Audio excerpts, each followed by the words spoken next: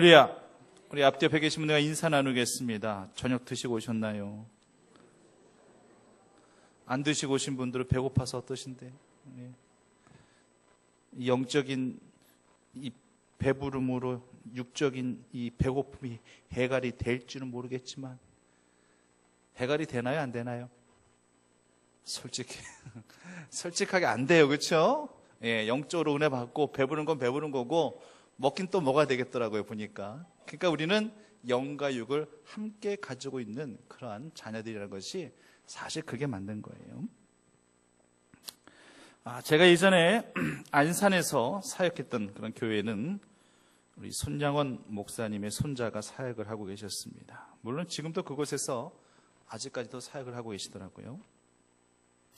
손양원 목사님 하면 아마 모르시는 성도님들은 아마 거의 없으실 거예요. 나병 환자들을 애양원에서 이렇게 돌보시면서 또 자기 아들을 살해했던 그 친구를 오히려 양자 삼아서 진정한 주님의 사랑이 무엇인가를 친히 보여주셨던 그 사랑의 원자탄이라 불리우는 손양원 목사님. 아마도 우리는요, 일제시대 때에 신사참배를 거부해 가면서 믿음의 도리를 지켜가시며 순교하셨던 주기철 목사님과 그리고 방금 전에 말씀드렸던 이 손양원 목사님은 아마 우리 기독교인들이라면 다 기억들 하고 계시라 생각합니다. 이 손양원 목사님의 이 손주 되시는 목사님이 그때 당시 제가 사역했던 교회에 이제 부목사로 이력서를 딱 내셨을 때 그때 그 담임 목사님은 그냥 두말 할 것도 없이 그냥 청빙하셨답니다. 보통 이제 좀 이렇게 이런저런 질문도 하면서 좀 까다롭게 또 그렇게 목회관이나 또 이런 것들을 좀 질문하면서 그렇게 면담을 해야 되는데 말이 필요 없다는 거예요. 한국 교회사에 있어서 손양원 목사님의 손자란다 할지라면 그 피가 어디 가겠냐고 하면서 면접도 안 하시고 그냥 그 즉시 청빙하셨었어요. 그러니까 그 손자 되시는 목사님은 정작 이런 관점이 매우 부담스럽다고 하시긴 하시더라고요. 왜냐하면 혹시라도 돌아가신 할아버지께 누가 될까봐 행동거지가 자유스럽지 않다라고 그렇게 고백하시는 거예요. 어쨌든 그 할아버지의 후광은 분명히 누리시는 겁니다. 그 어머니 되시는 그 권사님도, 그러니까 손양 목사님의 따님이죠. 외손주니까요. 그 따님은 지금까지도 방방곡곡을 다니시면서 또 교회를 이곳저곳 또 다니시면서 강연을 하러 다니십니다. 그러니까 한마디로 집안이요, 모두 다 주의 축복을 받아 누린 그런 케이스예요. 주기철 목사님의 손주 되시는 그 주승종 목사님도 장로의 신학대학에서 설교학 또 교수로 그렇게 계시다가 지금은 또 주안 장로교회, 아주 큰 교회죠. 그 교회에서도 청빙받아서 담임 목회를 하고 계십니다. 물론 본인들이 많이 공부를 했고 또 본인들의 어떤 영성 이런 노력들, 그런 것들이 베이스에 깔려 있는 것이긴 하겠습니다만 그래도 이 할아버지의 후광으로 인해 그 자리에 있었다는 것은 결코 무시할 수는 아마 없었을 거예요. 물론 이 모든 것들은 다 전적인 하나님의 은혜입니다. 왜냐하면 하나님의 은혜라고 하는 것도 사람을 통해서 주시는 그런 은혜이기 때문에 전적인 하나님의 은혜이죠. 이것을 절대 부인하면 안 됩니다. 오늘 본문에 언급되어져 있는 이 무비보셋이라는 인물에 대해서 우리가 좀 더 살펴볼 것은 무엇이겠느냐. 무비보셋은요, 할아버지가 누군가 하면은 사울이고요, 아버지가 누구냐면은 바로 요나단입니다. 자, 다윗을 기준으로 보겠습니다. 다윗을 기준으로 본다 할지일 때 할아버지인 사울은 다윗에게 어떤 존재였지요? 정말 원수 아닌 원수와 같은 존재였습니다. 물론 다윗은요, 자신을 잡아 죽이려 하는 사울을 단 한 번도 원수로 생각해 본 적은 없어요. 한 번도 그렇게 생각한 적이 없어요. 다윗은 저도 그랬습니다. 그가 비록 사울이 하나님께 불순종하였고 그 이후로 악신이 들려가지고 질투의 하신이 되어서 다윗을 잡아 죽이려고 했었던 그런 악한 자였단다 할지라도 항상 다윗은 사울을 바라보는 관점이 어떤 관점이었습니까?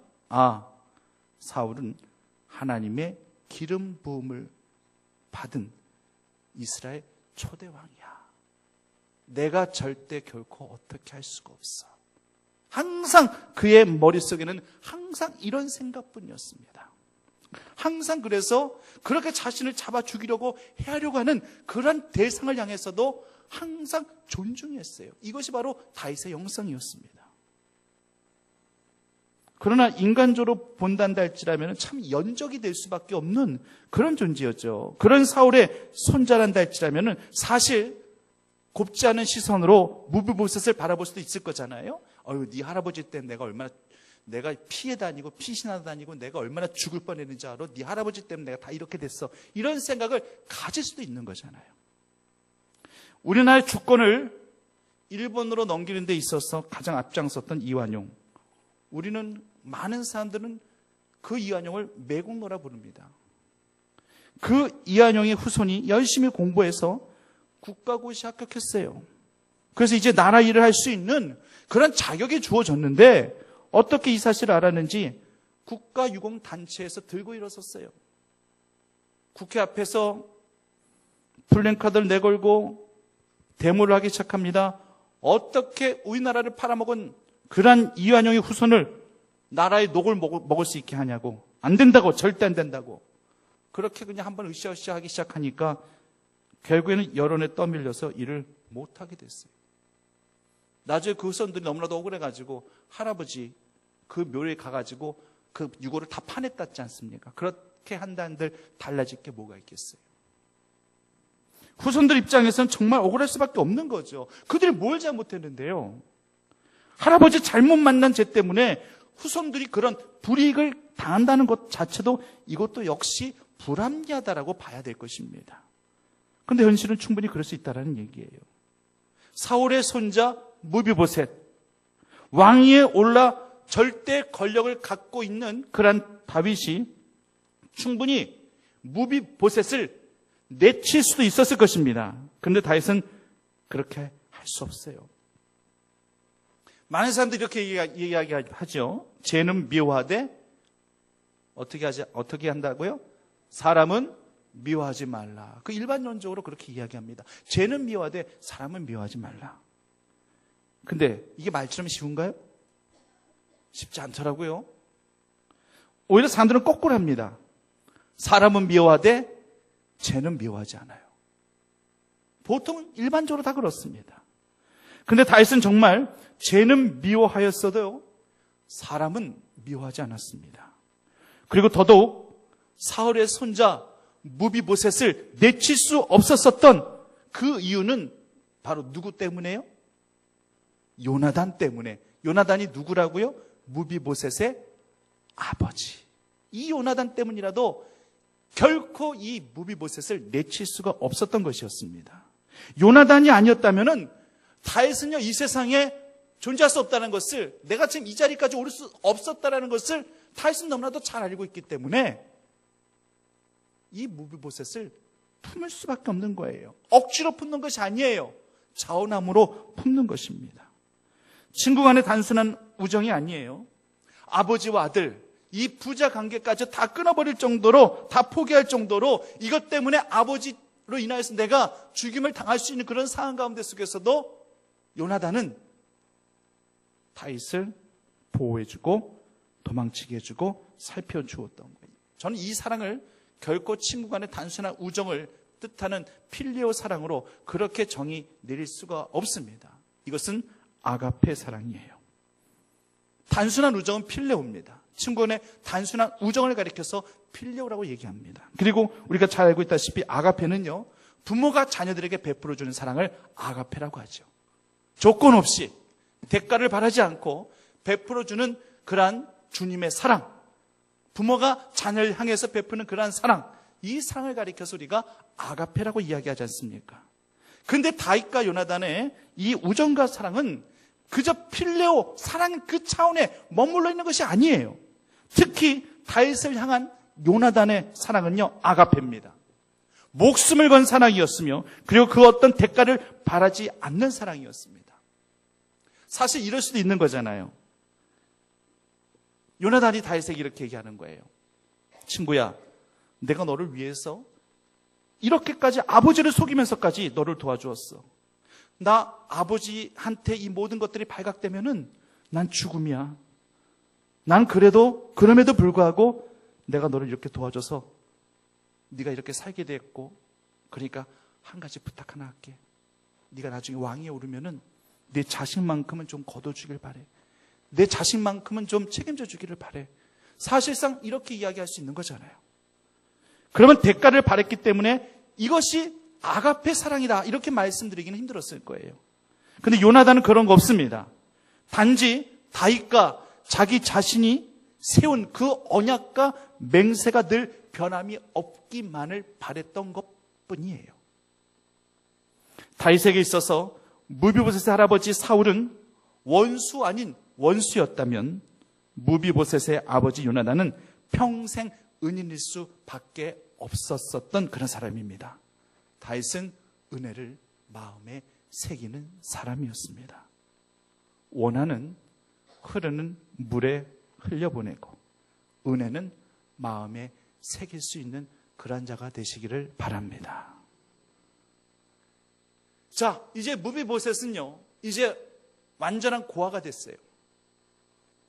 왕가의 자손이었는데 떵떵거리고 살아갈 수 있는, 모든 권력과 모든 것들을 누리고 살아갈 수 있는 그러한 무비보셋이었는데 하필이면 할아버지 사울과 아버지 요나단이 같은 날, 같은 시간, 같은 전쟁 길보아산 전투에서 할아버지와 아버지가 동시에 생명을 잃고 맙니다. 일이 알려지게 되자 이제 왕가의 씨앗이 다 말려질까 봐 이 어린 왕자를 그 유모가 들쳤고 막 서둘러 도망치다가 그냥 무비보셋을 좀 떨어뜨리는데 좀 세게 떨어뜨렸나 봐요. 그래가지고 이 아이가 어떻게 되냐면 절뚝발이가 되고 맙니다. 두 발을 다 절었더라고 오늘 본문에서도 언급이 되죠. 얼마나 안타까운 일이에요. 할아버지도 잃어버리고 아버지도 잃어버리고 이제 주변에 정말 육적인 혈통이라고는 찾아볼 수 없는 그런 상황 속에서 지금 두 다리를 절게 되었으니 얼마나 안타까운 일이겠어요. 왕가의 왕손이라는 이러한 사실이 오히려 이제는 두려움의 조건이 되어서 이제 요단강 동쪽 로드발 암미엘 아들 마길의 집에서 이제 은둔 생활을 하는 거예요. 누가 나 알아보면 안 되는데, 내가 왕가의 후손이었다라는 거, 내가 사울의 손자였다라는 거, 이런 거 밝혀지면은 나는 이제 죽는 건데, 이런 생각으로 하루를 은둔 생활을 보내고 있는 그러한 무비보셋이었던 거예요. 북한의 현실만 봐도 그렇지 않습니까? 김정은이 지금 두려워하고 있는 것 중에 하나가 내부 내에, 북한 세력 내부 내에 구테타 세력이 있을까봐 그걸 사실 두려워하고 있는 거예요. 워낙 지금 독자적으로 오히려 할아버지, 아버지 때보다 아나무인이에요. 대체 생각이 있는 아이인지 아닌지, 아이라는 표현을 써서 좀 그렇습니다. 그렇다고 제가 동지라고 표현할 거예요? 뭐라고 표현할 거예요? 도통 어디를 튈지를 몰라요.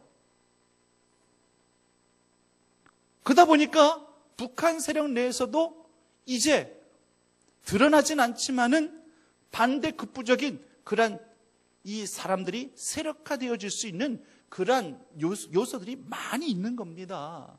김정은도 그걸 알기 때문에 그걸 두려워하고 있는 거예요. 김정은의 대한 세력을 누군가를 옹립하면서 뭔가 세력이 만들어진다 할지라면은 아무래도 자기 직계의 혈통이 될 것이다라고 그렇게 김정은도 생각하고 있기 때문에 올해인가요? 그 말레이시아 공항에서 누구 죽였잖아요. 누구 죽였죠? 김정남. 이복 형이에요. 배다른 형이에요.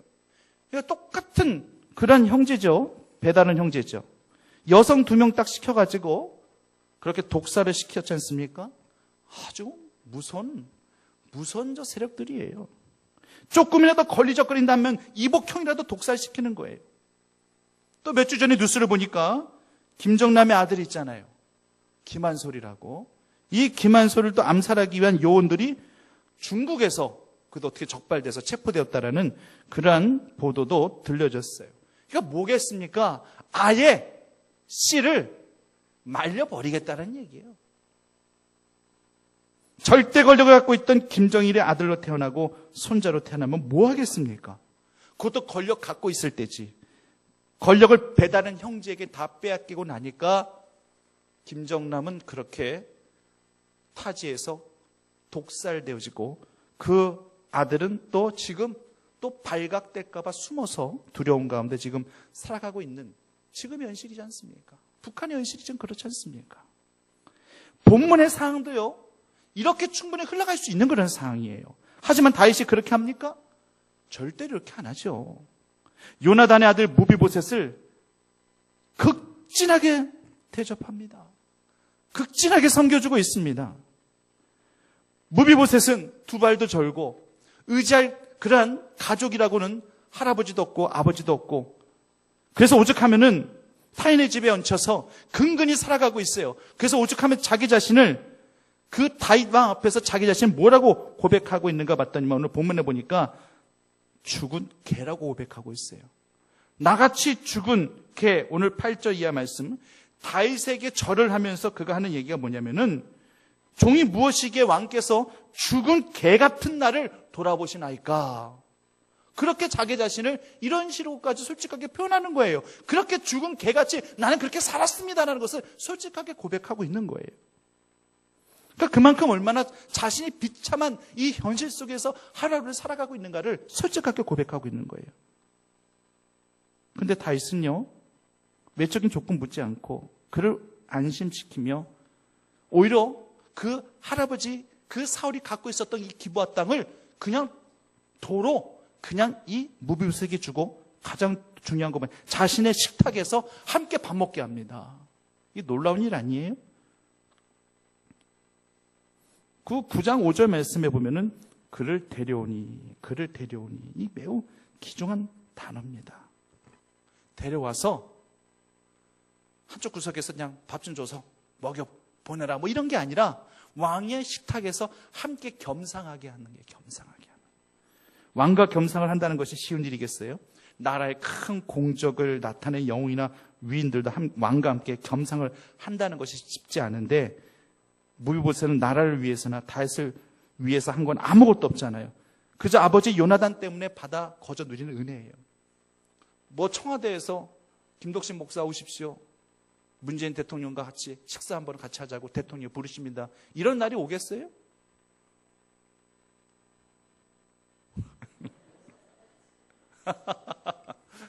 저도 안 올 거라고 생각해요. 뭐 별로 기대하지도 않습니다. 그렇게 뭐 소시민 하나하나 어떻게 대통령이 국정을 살펴야 되는데 소시민 하나하나 어떻게 살피겠어요? 모르죠. 내가 이 나라를 구한 큰 영웅이 되었다든지 어떤 큰 이슈를 가진 뭔가 특별한 그런 사람이 되었다든지 하면은 청와대에서 저를 불러 초청해 줄는지 모르겠어요. 그러면 같이 겸상 아닌 겸상하면서 뭐 나라의 국정에 대해서 한번 같이 논해보고 그럴 일은 없겠습니다만은 그런 날이 안 오죠. 뭐가 오겠습니까? 기대도 안 합니다. 근데 아버지 요나단 때문에 이 무비보셋은 그냥 거저받아 누리는 거예요. 7절 말씀처럼 다윗은 무비보셋에게 은혜를 베풀려고 작정하고 있습니다. 7절 말씀뿐만이 아니죠. 오늘 1절 말씀에 뭐라고 표현하고 있습니까? 다윗이 이르되 사울의 집에 아직도 남은 사람이 있느냐? 내가 요나단으로 말미암아, 누구를 말미암아요? 요나단으로 말미암아 그 사람에게 은총을 베풀리라. 역시 7절 말씀에도 역시 요나단으로 말미암아 내게 은총을 베풀리라. 사랑하는 성도님을 통하여 다른 사람들에게 주의 은총이 전달되어지기를 간절히 원합니다. 정말 이런 삶을 살아간다는 할지라면 얼마나 행복할까. 나를 통해서 주의 은총이 전하여지는 거예요. 성도님을 통하여 주의 은총이 전달이 되어지는 겁니다. 내가 부족하고 미약하고 병약하고 나약하고 보잘것없고 그런 정말 하찮은 존재 같단다 할지라도 깨어지기 쉬운 질것 같은 그러한 이 존재 가운데 속에서도 그리스도의 참보배 된 이 은혜를 가지고 우리가 삶을 살아가게 되면 나를 통해서 언제 어디서든지 주의 은총이 베풀어질 수 있다는 사실을 성도님들이 꼭 기억하실 수 있으시기를 간절히 바랍니다. 그래서 사울의 종 시바를 이제는 또 무비보셋에게 붙여주는 거예요. 이제 너 사울 더 이상 섬길 수도 없고 이제 무비보셋을 섬겨라. 네 무비보셋에 너는 종이다.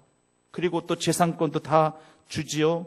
지휘와 특권, 영화 다 회복시켜주고 있는 그러한 이 사건이 바로 오늘 본문에 언급되어져 있습니다. 이 모든 것들이 그저 거저 누리게 해주시는 하나님의 은혜요, 하나님의 은총. 우리는 마찬가지로 우리는 거저 받아 누리는 은혜인데 예수 그리스도를 통하여 주의 은총이, 하나님의 은총이 우리 모두에게 전달되어졌고 또 역시 우리도 이제는 대리자가 되어서 주의 은총의 전달자가 되어져서 주 예수 그리스도의 은혜와 사랑과 은총을 많은 이들에게 대신 전하여 줄 수 있는 복의 통로자들이 다 되어야 하실 것입니다. 그렇단다 할지라면 이제 무비보셋은 과연 어떠했는가? 그냥 내가 당연히 누릴만 하지 이런 생각 갖고 그래 우리 아버지가 왕을 이하여 그렇게 헌신했죠. 우리 아버지 아니었으면은 왕이 이 자리까지 오를 수 없었다는 걸 잘 알고 계시죠? 저 이 정도 누릴만 한 거죠? 이런 식으로 의기양양했느냐? 이런 식으로 교만했느냐? 아니에요. 전혀 안 그랬습니다. 그는 철저히 낮아졌어요. 철저히 겸손한 자였습니다. 이 모든 것들을 당연하게 받아들이려고 하지 않았어요. 모든 권한을 왕이 주니까 어쩔 수 없이 받아들이지만은요. 그래도 무비보셋은요. 끝까지 신의를 지켜갑니다. 자기가 아무 대가 없이 아무 공로 없이 아버지를 통해서 그저 무혈 입성하듯 이 왕의 왕가의 이 왕궁의 왕의 식탁의 이 자리까지 내가 오르게 되었단다 할지라도 이것을 절대 남에게 자랑한다든지 이것을 자랑 삼는다든지 결코 그런 자가 아니었습니다. 나중에 어떤 일이 있었는가?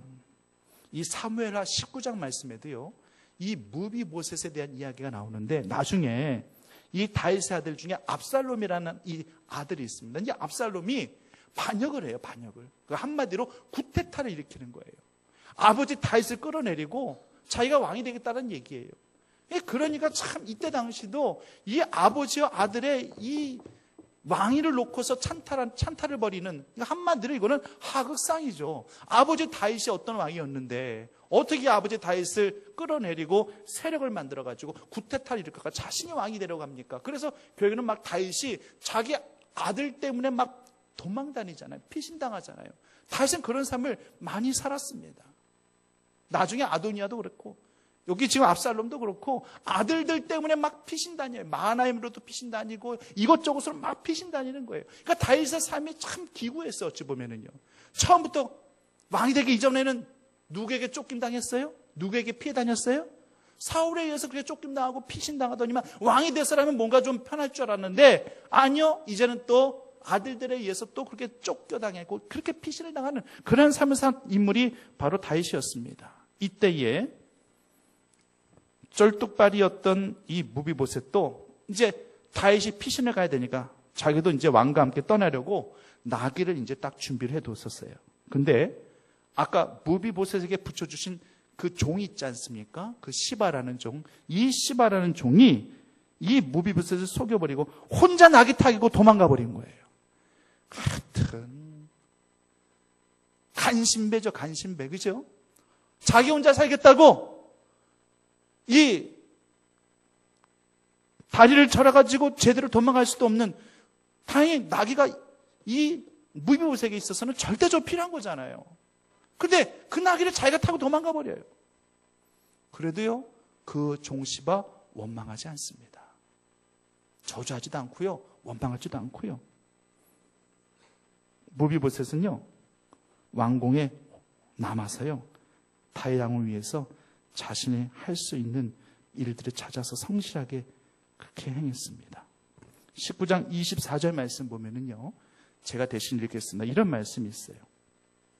왕이 떠난 날부터 왕이 평안히 돌아오는 날까지 그 발을 맵시내지 아니하며 그 수염을 깎지 아니하며 옷을 빨지 아니하였더라.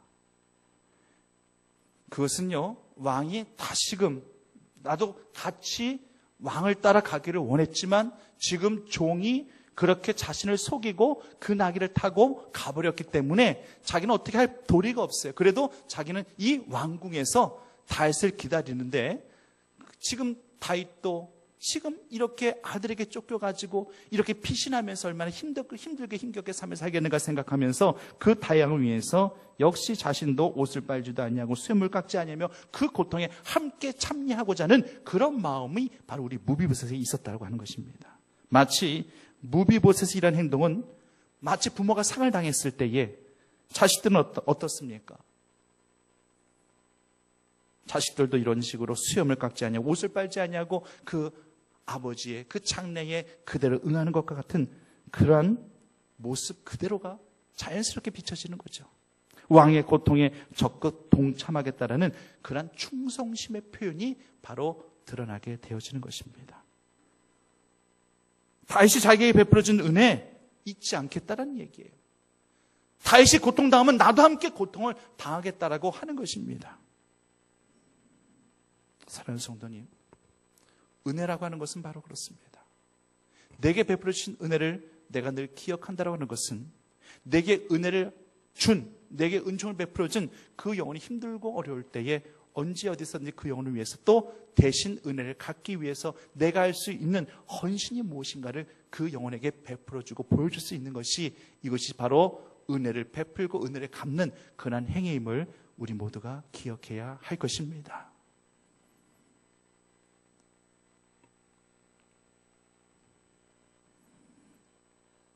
예 하나 들까 합니다. 어떤 사람이 어린 딸하고 함께 살다가 큰 죄를 지었어요. 그래서 사형 언도를 받게 됩니다. 마지막으로 어린 딸을 이제 사형수가 되어서 이 어린 딸을 면회하게 되는데, 어린 딸의 차마 눈을 보지를 못하고 통곡하죠. 너를 혼자 두고 내가 죽어야 되니 딸아 나를 용서해다오 해서 하염없이 눈물 흘리고, 역시 딸도 마찬가지죠. 너무나도 이 두 사람이 통곡하게 애곡하는 그 소리가 애처로워가지고 이 간수의 가슴을 다 그냥 막 후벼 파기 시작합니다.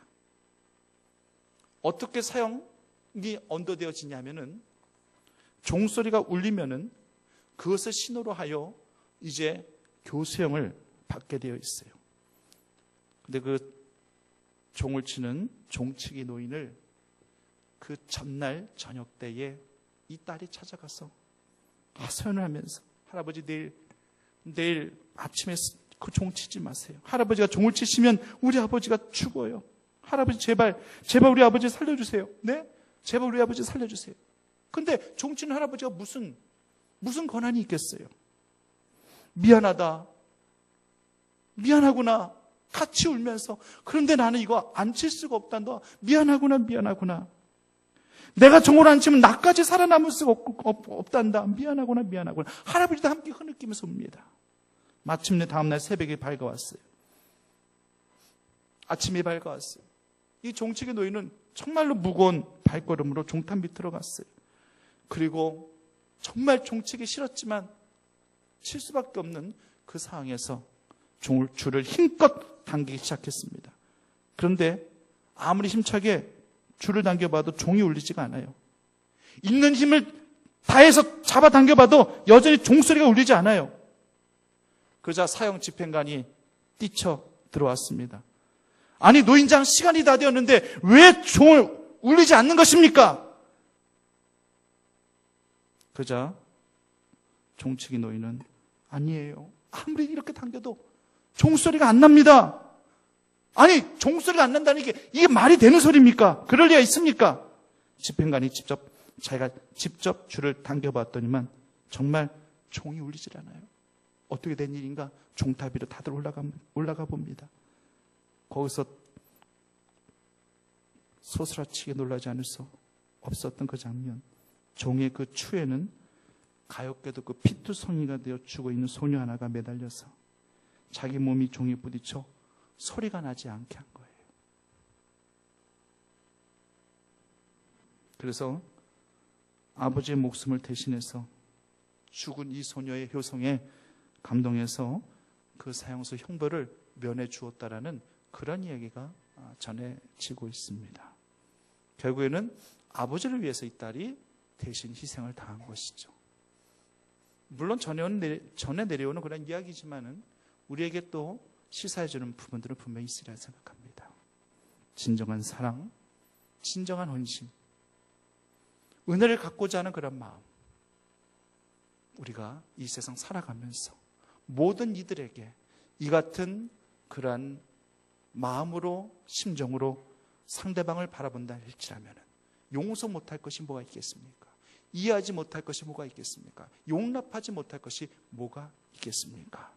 저 영혼을 통해서 주의 은총을 내가 받아 누릴 수 있다는 이 분명한 전제를 기억하신다 할지라면 그 영혼을 위해서 더욱더 기도해주고 그 영혼을 더욱더 품을 수 있는 주의 믿음의 신앙의 자녀들이 온전히 다 되어지시기만을 간절히 축원합니다. 살아계신 아버지, 무비보셋을 통해서, 다윗을 통해서 진정한 사랑과 은혜가 무엇인지 다시 한번 살펴보게 됩니다. 이 세상 살아가면서 우리도 신의를 저버리지 아니하게 하시고 은혜를 평생 갚고자 그렇게 겸손함으로 섬기며 충성하며 살아가는 저희 믿음의 자녀들이 다 되어줄 수 있게 해주시기를 간절히 원합니다.